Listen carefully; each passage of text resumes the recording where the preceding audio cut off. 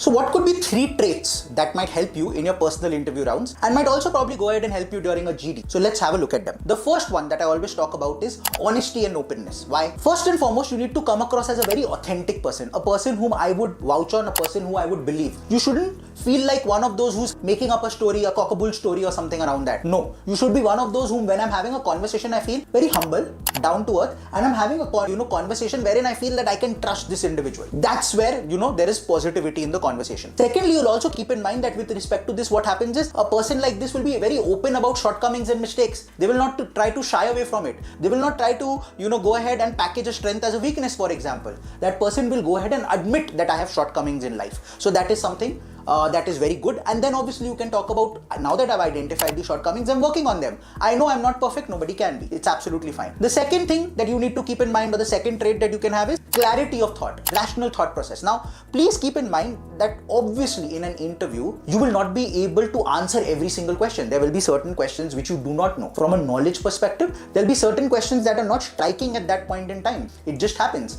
The ability to think on your feet might be there, but it won't be there for every single question. So one thing that you should be able to do is own up, sir, I think at this point in time I'm unable to answer or come to the correct answer. However, can I take a punt? I think we could. And then give a logical train of thought. There is a possibility that there are 5 steps to that answer and you don't know them, but step 1, step 2, step 3, you've logically taken me somewhere. The ability to think on your feet itself is what is being judged. Knowledge generally in an interview is not something that is being judged. I'm not saying 0%, but that's not the most important parameter, because knowledge is something that you can gain, but the ability to think on your feet, rational thought process, it requires a lot of practice or is inherent. Go ahead and showcase that you have that. The third trait is positivity and enthusiasm. Now, you should come across as a person who is passionate, who is enthusiastic. When you're talking about your own life, it shouldn't be, my name is this, I am from here, this is what I do, this is where I did my college. It should be, sir, I am from here, I come from this background, I went ahead and I did my BCom honors from here. Just look at the positivity and enthusiasm. Automatically it uplifts the